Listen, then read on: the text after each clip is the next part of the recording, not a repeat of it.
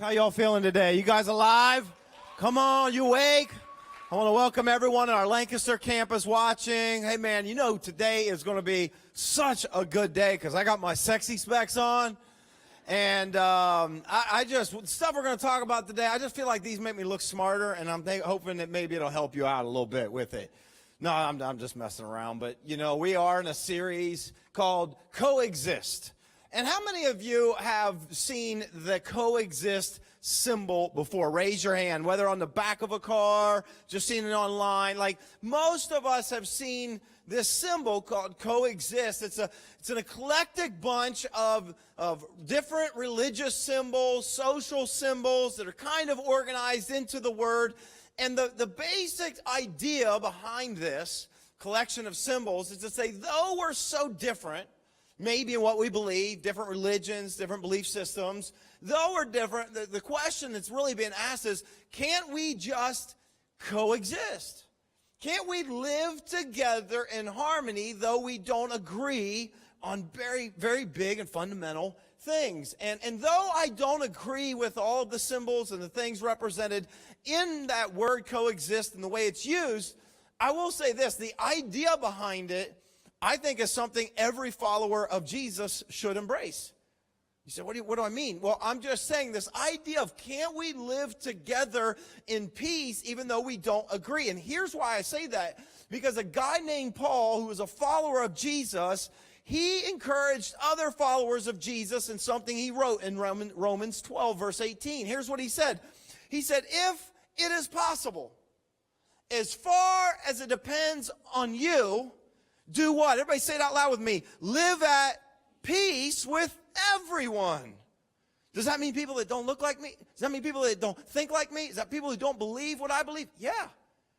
As far as it's possible, as far as it depends upon you, live at peace with everyone. So I feel like as Christ followers, we're called to embrace this idea. I'm going to live at peace with somebody that doesn't believe what I believe. Now, that's easier said than done. Because let's be honest, we live in a world that is filled with anything but peace. So much unrest in our world today, isn't there? Like if you think about it, just look at the news and what's on the headlines. There's violence everywhere in the world. There's terrorism is running rampant all over the world. You can go look and you'll find some terrorist thing happening nearly daily in the world. There's civil unrest and nations fighting, and it seems like our world is anything but peaceful. I get it. And the truth is, that has really even invaded our country.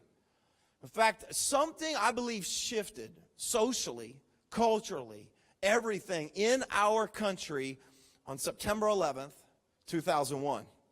Y'all know that day if you were around. If you're too young, you may not. But it was a significant day in human history, or in the U.S. at least, where there were a group of people that hijacked some airplanes, used them as weapons to fly into different, structures in the U.S. soil. And it was the greatest act of terrorism, violence that we've seen on U.S. soil. And listen, here's the crazy thing. It wasn't just the greatest act of violence that's happened on U.S. soil, but listen to this. It was done at the hands of religious people. Religious people. And so something I believe shifted in our culture in that moment that really has propelled us or has pushed us as a culture, as a nation, in a direction where I believe that religion and even God have been put on the witness stand. In fact, modern thinkers today, modern scientists today, you know what they're saying? They're really coming together and they're saying, do you know what we think the problem is in our world today? We think the problem is religion. That religion is the source of strife. That religion is the source of so much violence. That when you see all these things going on, that maybe religion is the issue. And so some incredible thinkers, scientists have begun after September 11th, 2001. And I believe many who would have classified themselves as atheists have shifted to a perspective that is anti-theists. I don't know if you've ever heard of some of these people. Sam Harris. You ever heard of Sam Harris? Sam Harris was an atheist who wrote a book in 2004 called The End of Faith. End of faith. Like, hey, faith as we know it is ended. Like, these people are writing, and what they're doing, trying to dismantle any kind of religion and any version of God that goes with it. And they would say this, that it's not one religion is a problem. They would say all religion is a problem. Have you ever heard of Richard Dawkins? Richard Dawkins wrote a book after September 11th called The God Delusion, where he went so far as not just to say, I'm an atheist and this is what I believe and I don't believe in a God, but to say those who do have fallen into a delusion in what they believe. And so he's trying to pick apart what religion provides. And people like Christopher Hitchens, who wrote a book, God is Not Great. And these people, they come to this conclusion that there's a problem in our world, and they're saying the problem is religion. Now, here's what's happened because of that. Because of that, there's been a huge number of people in the last almost 2 decades that have pushed away from religion, and now they classify themselves in a new category. I don't know if you've ever heard of this. There's a new category for people who are rejecting the idea of religion and potentially even God. They're called nuns. N-O-N-E-S. Some of you are thinking, okay, the little women will wear the black and white outfits. That's not what we're talking about. It's important because, some of you might be that. You might say, I'm a nun. Hey, make sure you spell that for most people because they will think something different. Nuns. In other words, here's what it is. People are saying, I have no affiliation with religion.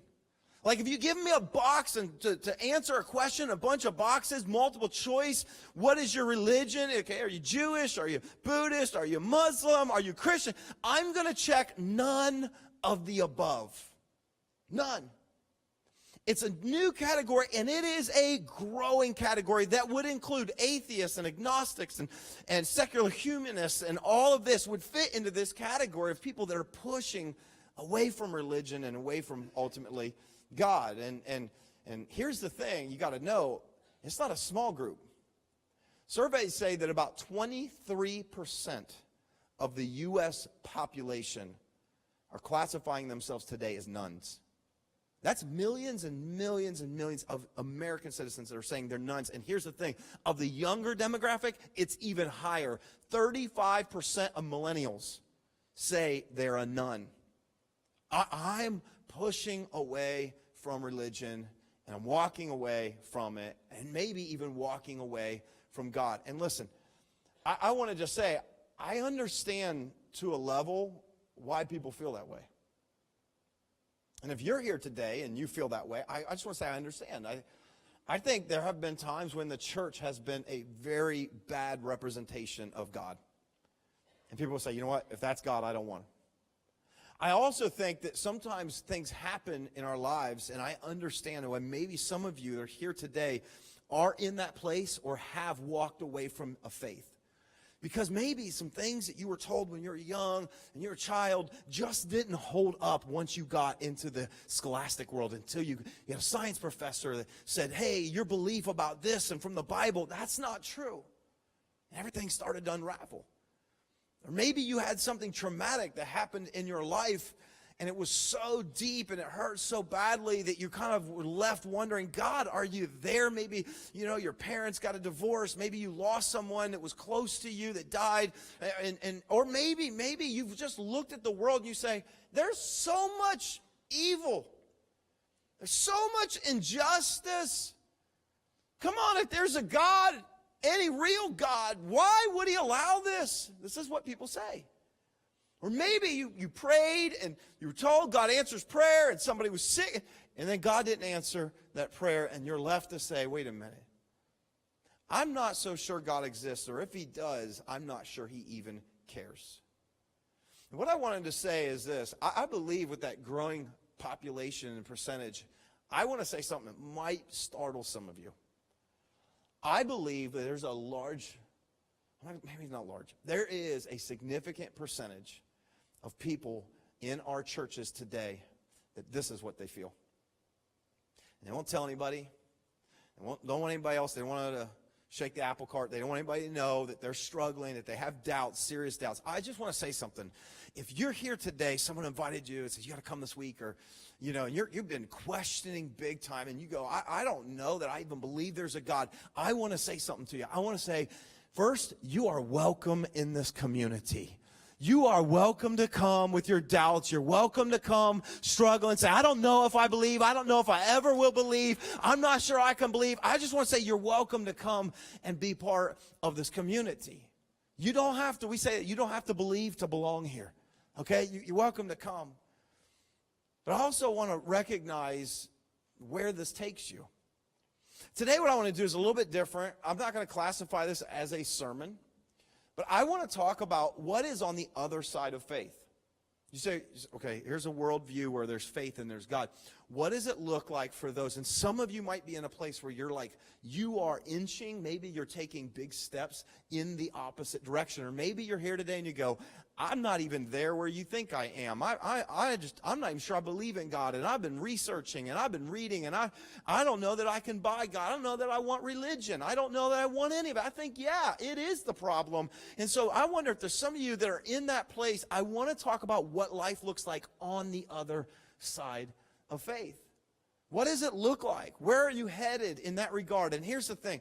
I want to give some real cred to one guy that I think is one of the most brilliant thinkers of our day.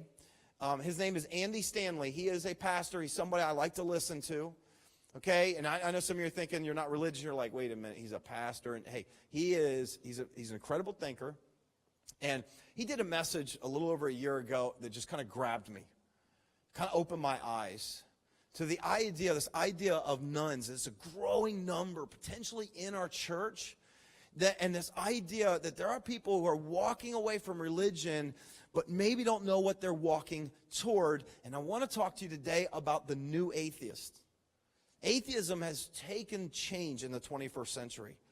And I want to talk about that because I think it's important, because some of you go, I don't know that I want religion. And you go, I don't know that I got a worldview with God in it. And then there's other people on the other side that say, wait a minute, I don't believe in a God. And this is my worldview. And I think there's a huge percentage of people that are in this category and maybe stuck between two worlds. And they're going, well, I'm not saying there is no God. I'm just not sure I really do believe there's a God. So I'm just kind of living in this space. And listen, here's what I want you to understand. That's a challenging place to live. Like, I'm not even sure, how do you do that? Here's this one concept that I just want to give to you today. This is what I'm talking about. And I want you to at least think about that. And that is this. I don't believe that, listen, you can't walk away from something to nothing. You can't do that. You can't walk away from something to no thing. Well, I'm just walking to nothing. I don't believe this. I don't believe this. You're not doing that. When you walk away from religion, you walk away from God, listen to me, you're walking toward another incredibly complex belief system that, listen, if true, is kind of unsettling. Atheism. Agnostics. Well, okay, I'm not going to claim to be an atheist. No. But if you live in this space where you push away, this is where you are. And hey, listen, here's my goal. I'm not trying to get any of you come back from the dark side. I'm not doing that. That's not what I'm here to do today. I'm not trying to convince you that it's wrong. I'm not doing that.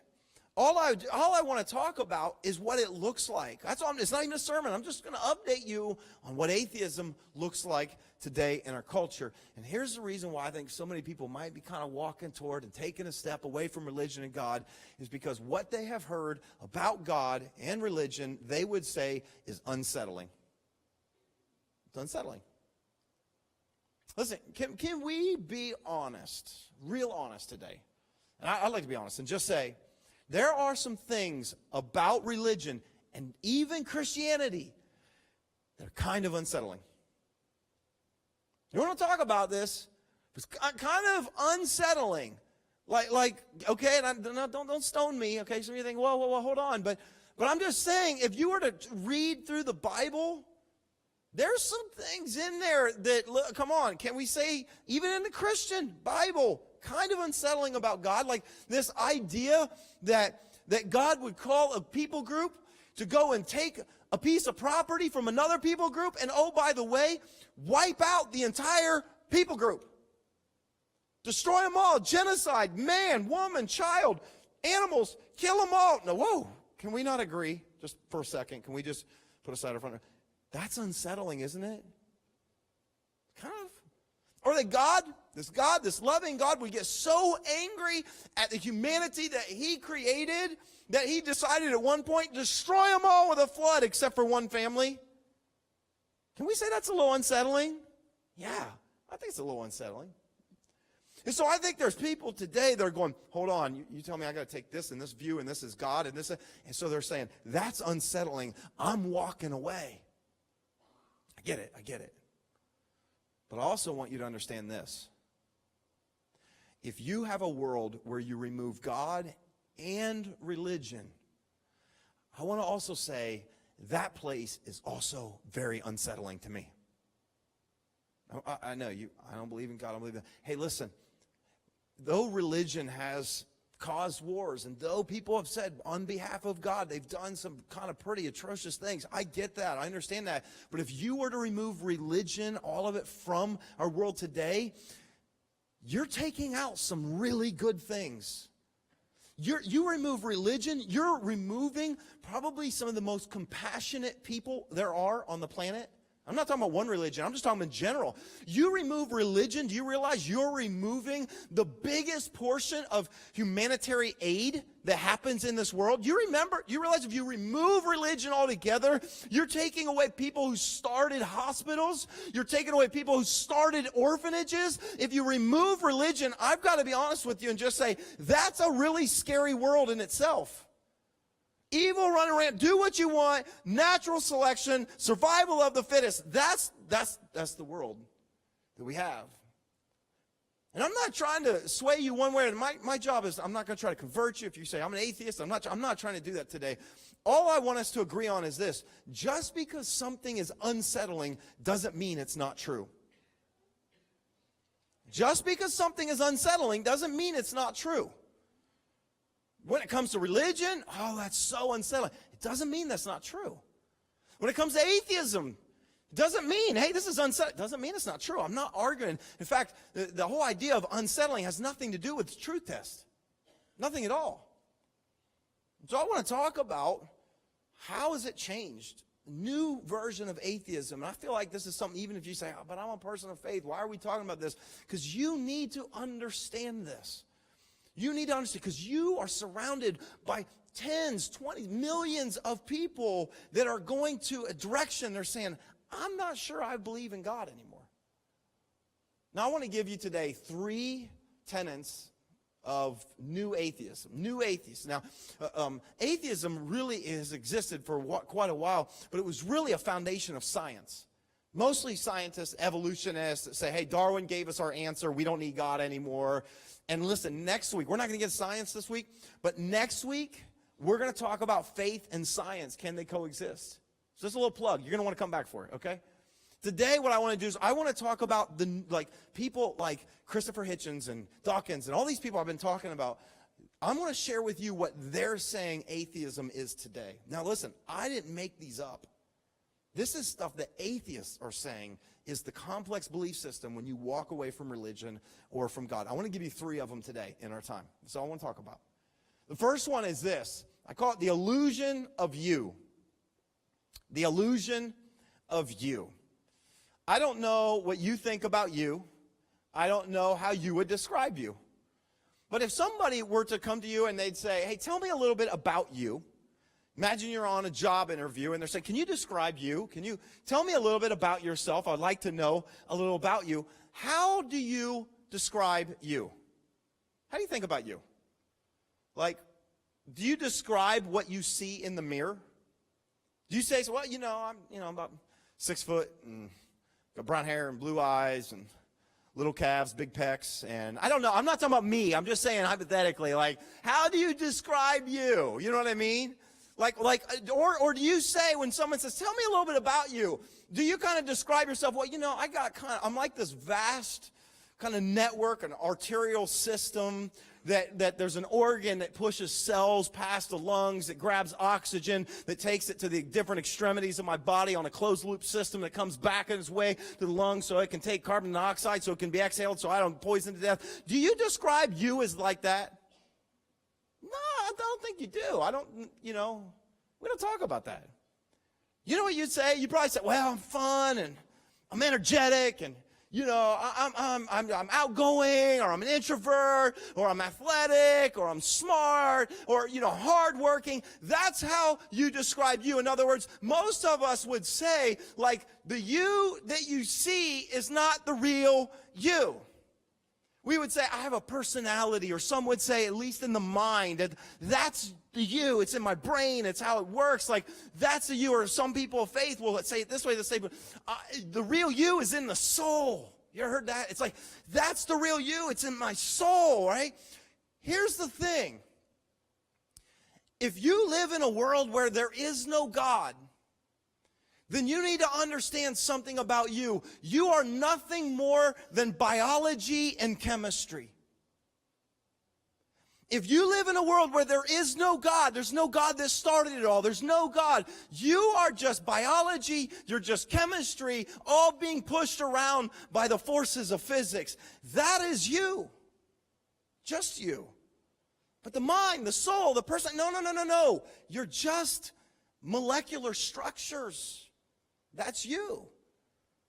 Listen, I know it might seem crazy to some of you, but this is the view of atheism. Christopher Hitchens, a guy I mentioned earlier, he was a journalist, an atheist and a journalist, who died in 2011 from esophageal cancer.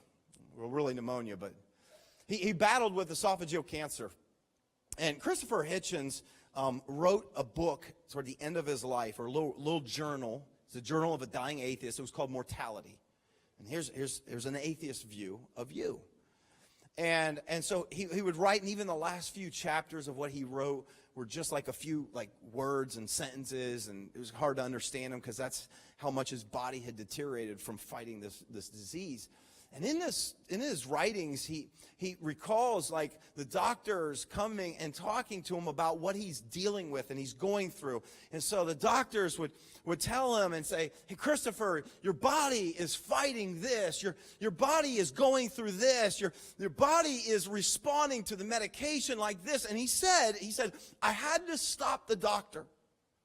And I had to correct him. And I had to tell him, listen, doctor, you don't understand.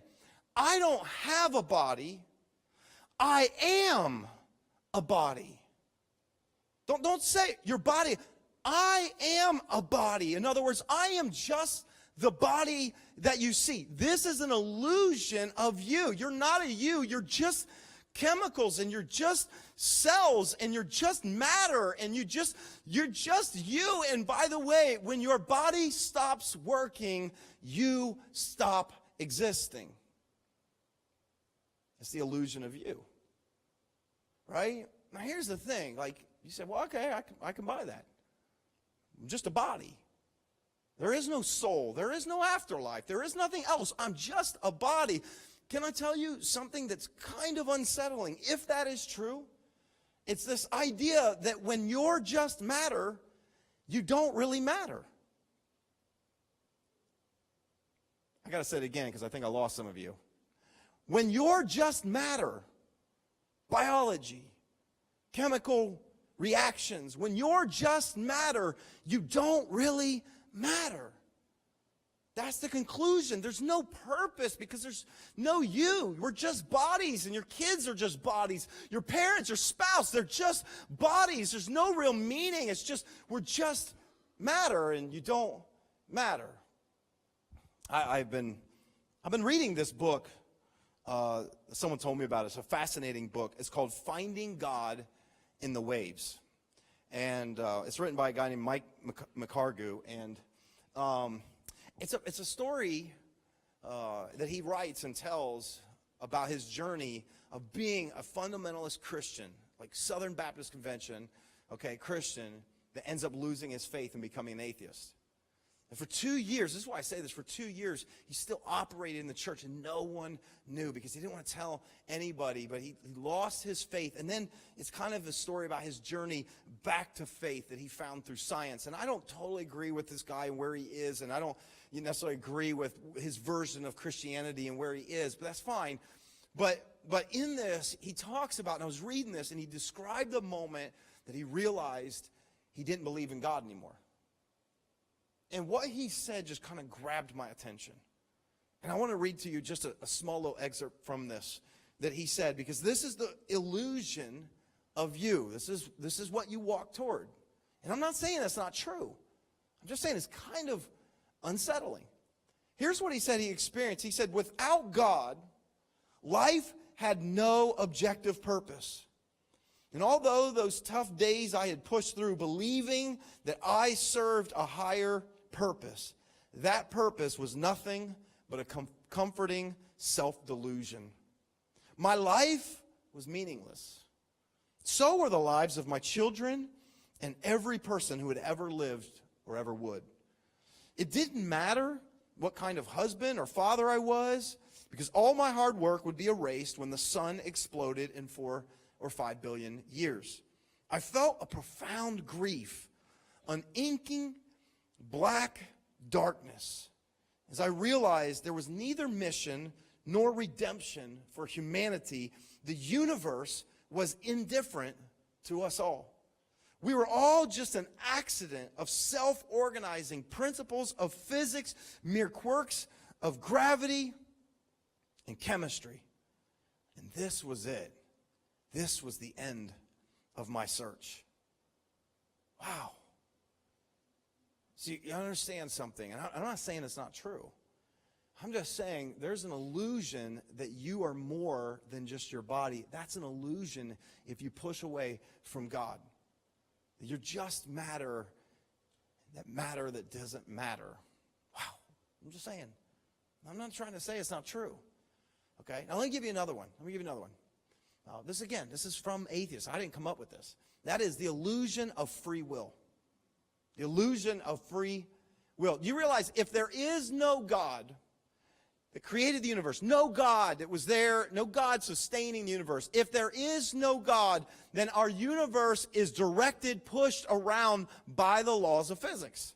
And we understand the laws of physics, right? You put something in motion, it stays in motion. We understand certain laws of physics. You can climb a tree, and you slip out of the tree, and you fall to the ground, you hit your head. Nobody's blaming God for that, right? Because there's gravity.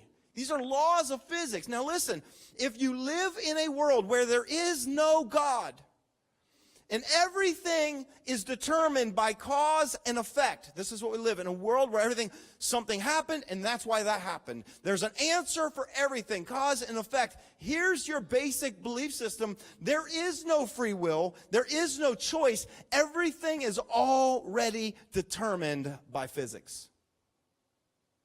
Your life is determined by physics. And that's it. And it's this term called determinism. Determinism, where basically says everything that happens because of external causes of the will. You don't have a will. You don't have a God. There's no will. There's no choice in the matter. It just happens. Stephen Hawking. Have you ever heard of Stephen Hawking by chance? He just passed away in March. Stephen Hawking was an atheist, a brilliant, brilliant man. He was someone who battled Lou Gehrig's disease that really crippled his body and eventually took his speech. And he literally just died a couple weeks ago. And he talked about determinism because he's an atheist. He's a cosmologist. He's a theoretical physicist. I mean, way smarter than I could ever even imagine. Okay, it's got numbers, degrees, everything after his name. And one time he was talking about determinism, because this is a belief of the new atheists. Understand this concept. There's no God. Everything's been determined already. And he said a quote that I found, and I was like, this is fascinating. And it sounds like he's kind of making fun of his own belief structure. He's almost like making fun of this. And I wanted to read it to you. I found it fascinating. Here's what Stephen Hawking said. He said, I've noticed that even people who claim that everything is predestined, atheists, everything's determined, and that we can do nothing to change it, look before they cross the road. Wait a minute. If everything's determined, what's going to happen is going to happen, and I have no say in it, and there's no choice in the matter, then why bother? Why look when you cross the road? I guess some young people are going to be like, see, Mom, I told you. In other words, listen, there's an illusion of free will. Without a God, you don't have the ability to choose. You're a result of physics. And everything you do, and some of you are thinking, wait a minute, come on, hold on. I know I make choices because we go to the ice cream place, and they're like, what do you want? I stand there forever and go, I don't know. And you struggle with it. Or some of you go, wait a minute, I was with this one girl, but I saw this other one, and I was like, I made the choice to break up, and we got married. I know I was making, but listen, if you're going to push away from a world where there is no God, you kind of don't have that option. It's already been determined. You don't have a free will. And so here's the good news if you do have that belief structure, right? The good news is next time you're standing in your closet for 10 minutes and thinking to yourself, I can't find anything to wear because you can't pick, and then eventually you pick something. Here's what you need to know. That was already predetermined that you were going to do that. So here's the thing. Don't bother wasting time. Just go in and grab something because it's already been predetermined. I guess what I'm trying to say, and I'm not trying to make fun, I'm just saying, most of us would say this is really an unlivable conclusion. Like, we don't live this way. It could be true, though, but it's kind of unsettling when you think about it in this regard. So you're telling me that everything's predetermined, then I'm not responsible for what I've done. I mean, I hurt you, yeah, but I have no choice in the matter. Every person sitting on death row is saying, I have no choice in the matter. It's the result of cause and effect and external forces and physics. I did not choose it. And so that's why we say, wait a minute, this seems unlivable. Yeah, but if you have a world without God, this is what you have, the illusion of free will. Let me give you the last one, and I think maybe the most significant. And that is the illusion of value. The illusion of value. You see, if we live in a universe where there is no God, and everything is just determined by physics, then here's what you understand. There is no actual value on anything. No value. Like nothing is like, I can't bring value out. Look, I'm holding value. Look, this has got real value. If there's no God, there's no value. There's no real value. Why? Because everything is subjective. Do you realize the only reason why we say that's valuable and he's valuable and she's valuable is because we ascribe value to it. At some point, someone said gold is valuable. We ascribe it, but listen, if it's a world that is just chemicals and it's just molecules and it's just science, it's just physics, there is no real value except for what you and I want to say and subscribe and say there's value. Let me give you an example of this. You all heard of Bitcoin, right? Do you know Bitcoin has no real value? But it does have value. Bitcoin is a digital currency, and there's nothing behind it. It's not like your dollars where someone says there's gold that backs up your dollars.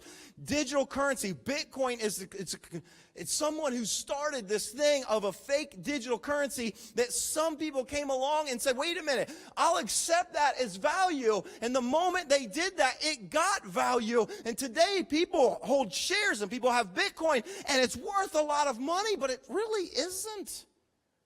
It's just digital currency. There's nothing substantive behind it. And so if there is no God, there's really no actual value. And here's the scary part, it becomes very subjective. Now let me give you an example of this in our country. In 1973, our judicial system made a determination that embryonic life before a certain point has no value.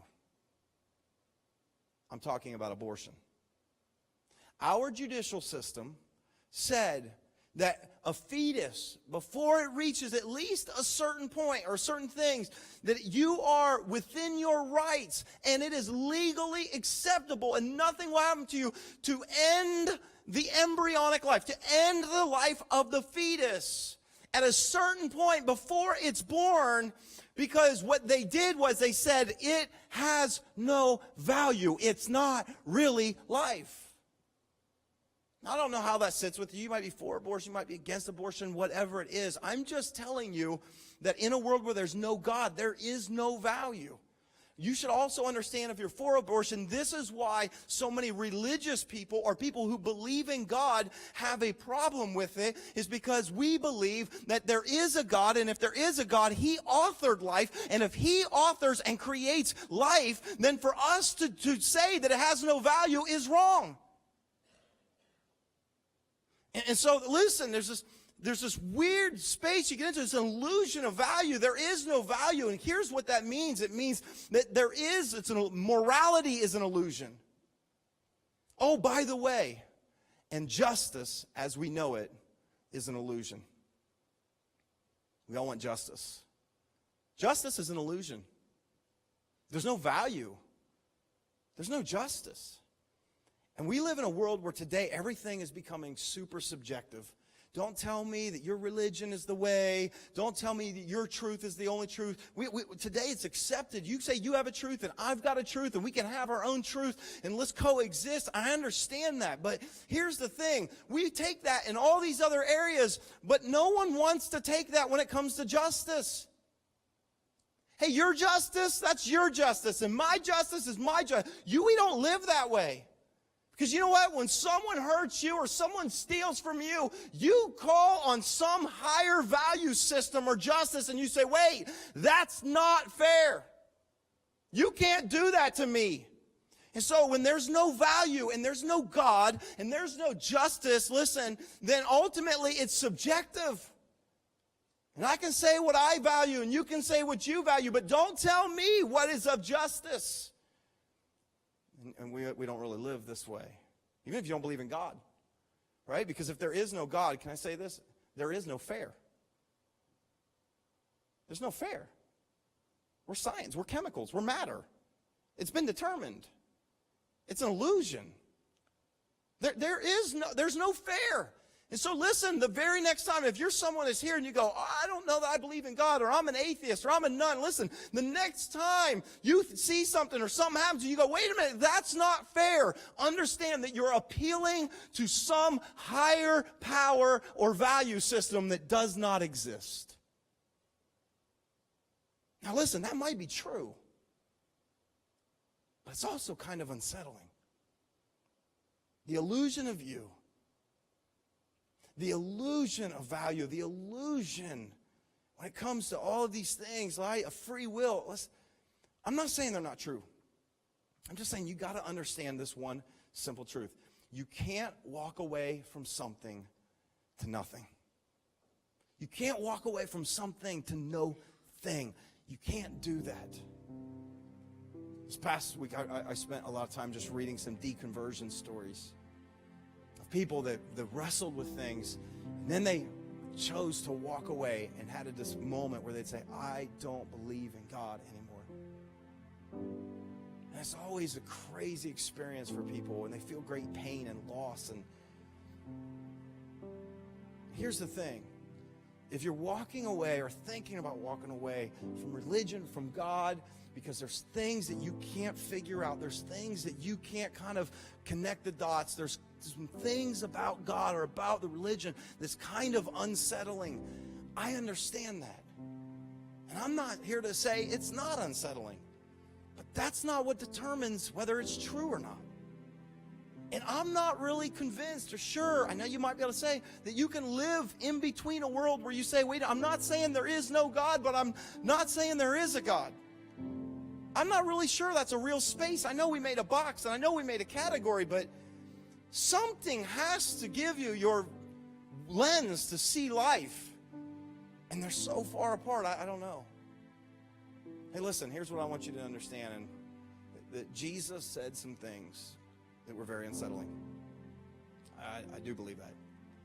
Okay? In fact, I wanted to close with this one story. It's a narrative from an account of Jesus by one of his close friends, John. And one time Jesus was in a crowd of people, and he said some things that honestly were really unsettling. Here's what Jesus said. Now again, they didn't have context for all this like many of us do that have been in church. And he said they were real hungry, and he had done a miracle about bread, and they came to him again. And he said this. He said, the bread you're looking for, he said, I am the bread of life that comes from heaven. Here's a claim. Every religion's like, wait, Jesus is a good man. Hold on. He said, I came from heaven. And he said, unless you eat of my flesh and drink of my blood, you do not have life or eternal life in you. And you know what John said when he said those words? Because they didn't understand it, and they think, whoa, I don't get this, unsettling. Are you talking about cannibalism? What is going on? And they didn't have the context that we have. It says that many of his followers walked away and didn't follow him anymore. They didn't understand he's talking about his body that would be a sacrifice. They didn't understand about communion and the way people could respond and reflect. They didn't get that. It was unsettling. What I'm trying to say is there are things in every religious system, everything that is kind of unsettling when you don't understand it. So at the end, Jesus looks at his 12, his closest, and he says to him, he says, are you going to leave too? You want to walk away? And I want you to hear real quick, just 2 verses, what Simon Peter said in response to Jesus when he asked that question, because he understood what I've been trying to say today. He said, and he replied, Lord, to whom would we go? You can't walk away from something to nothing. Peter understood this. He said, you have the words that give eternal life. We believe, and we know that you are the Holy One of God. So, I don't know where you land with God, with religion, with faith, belief in him. And you might be in a place where you say, I don't know. Listen, I want you to keep coming back. You're welcome here. And I know some of you are waiting for, okay, Pastor, what's the answer? There isn't one. But if you're going to walk away from religion, you're going to walk away from God. Listen, you can't live in an empty space. You're walking towards something else that's complex, and it's got its own things that are really unsettling. And so, listen, here's what my prayer, here's what my hope is for you. My hope, no matter where you land on this, is that you will experience God in a real way. Sometimes my mind wants to figure it out, and I want all answers. But I'm going to tell you this. I have had moments where I experienced God that was so undeniable that it gave me the faith to believe in him. But hey, you come back next week for that. We're going to talk about faith and science. And I hope that maybe this will begin a conversation you'll have with somebody about your doubts. You can share that with us, and we're going to love you, and we want to talk. Let's talk about it, okay? Amen. Let me pray for us today. If we could bow our heads and let's close our eyes. God, I want to just say, I believe that there are probably many people in our church who come, maybe have been invited, that say, I don't know that I believe in a God. And I don't think one little talk is enough to convince, and I'm not trying to do that. But God, I pray that if you would just show yourself real, that God, maybe they could begin to have faith. So Lord, I pray that as there are many in our country, our nation, that are wrestling with this, God, I pray that we would know how to have conversations, and I pray that we would know how to live at peace and show your love. Because God, I believe your love is real, and it's changed my life. And I pray that, God, it would change the lives of every person we come in contact with. God, we thank you for this time we've had today. We pray these things in Jesus' name. Everyone said, amen. Come on, let's thank God for just our time today. Amen.